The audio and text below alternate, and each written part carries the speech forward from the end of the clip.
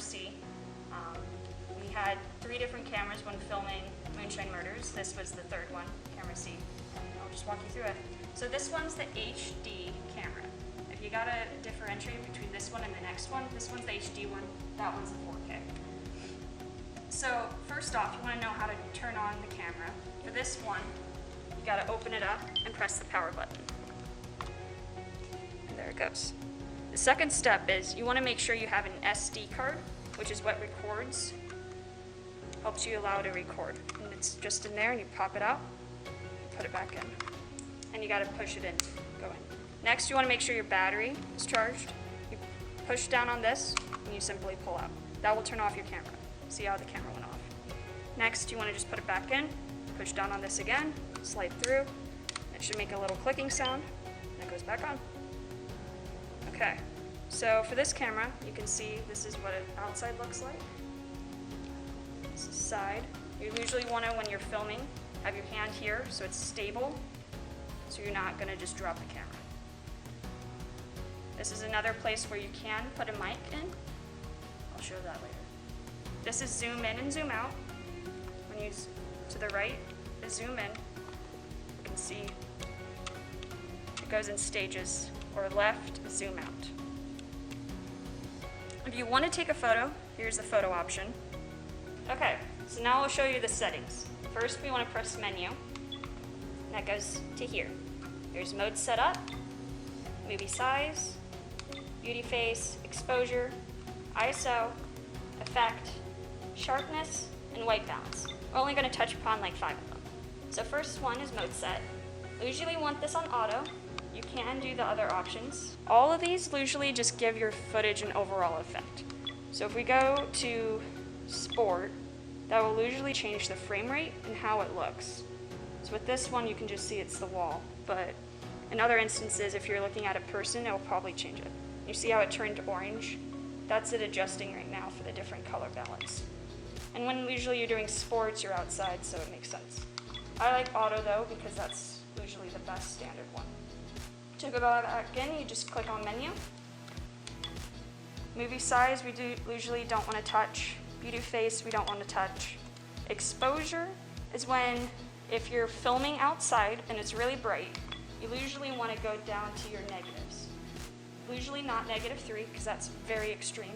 But if you go to -2, exposure -2, that will help you be able to see the bright stuff. So if we look at the screen over here, you can actually see what's on the screen. Compared to, if I change it back to normal, see, you can barely see what's on the screen now.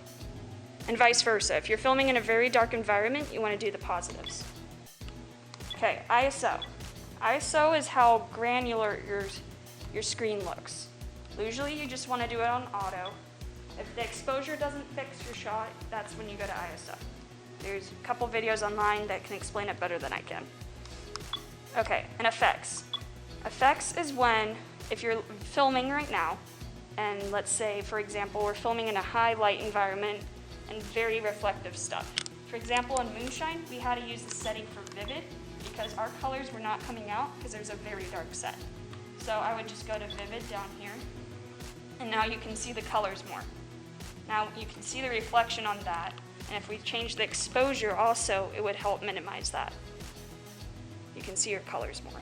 So this helps usually if you're in a low light environment because you do want to see your colors.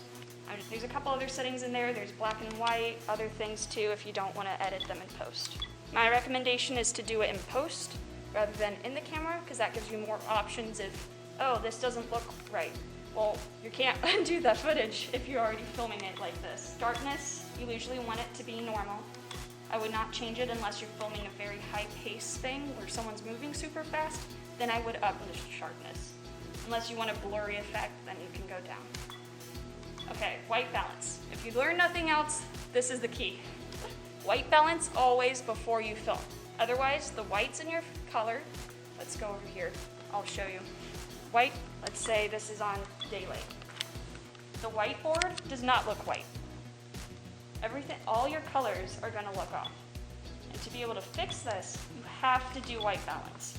There's a couple settings, tungsten. We use tungsten on the stage when we were filming because we had a lot of amber colored lights. but usually auto is your best bet with this camera.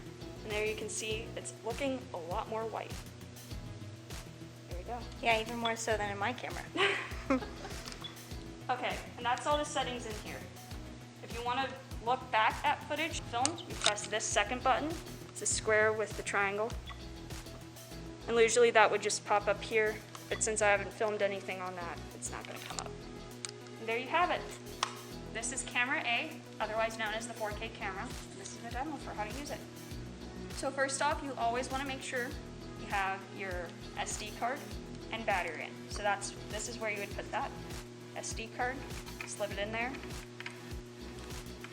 pop it in, battery, make sure your battery's charged.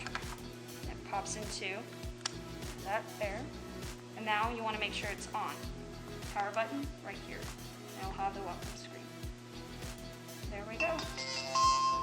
And this one makes noise whenever you click on it. Okay, first step, you want to go through your menu and go to white balance. To use this one, it's up and down. The power button is also the select. So we're going to go down, select, and you have a couple different options. Auto, sunny, cloudy, incandescent, and fluorescent. Usually my suggestion is stick with auto, but if you want to, you can mess around with fluorescent and incandescent depending on what kind of lighting you have. Exposure settings are right here. You just select. Usually you want it on 0. But if you're in a high lighting environment and you want to be able to see screens, for example, I would go to number 2 to just show you guys. You press menu to get out. And now you can kind of see the screen. Mode is where you can really get into the different settings. There's video. You always want to make sure it's on video. There's also loop, lapse, photo. That's good because if you want to take photos, you got to go to this setting. Auto, burst, timer. My suggestion is if you do want to do any of these, try it out a couple times before you actually film. This is playback. You have to go into mode to get to playback. Now you can look at a little playback screen. And just if you want to watch it, you press playback, the OK button also. To get out of anything, you usually press mode. There we're back in. Video quality, I would suggest is always high because this is a 4K camera. You want to get the most out of it.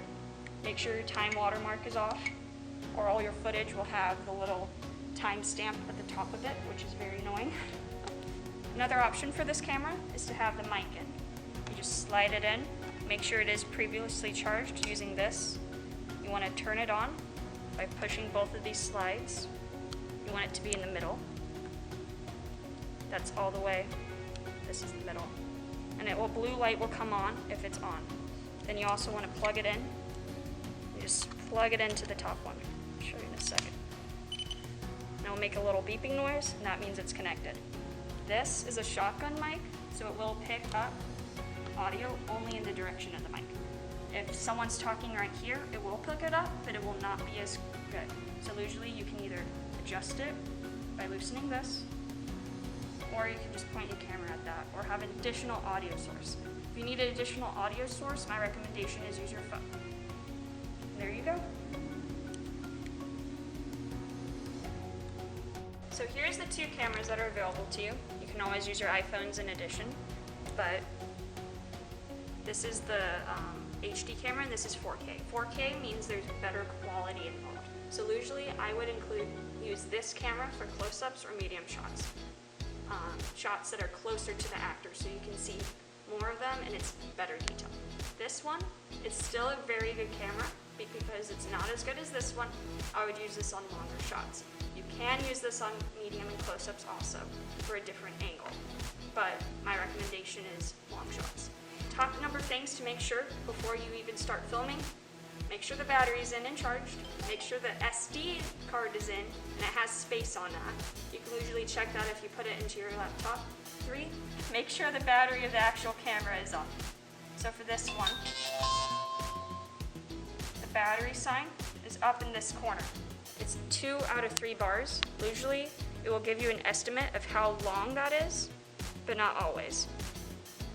So those are your top 3 things if you're wanting to know how to get your stuff ready before you start filming.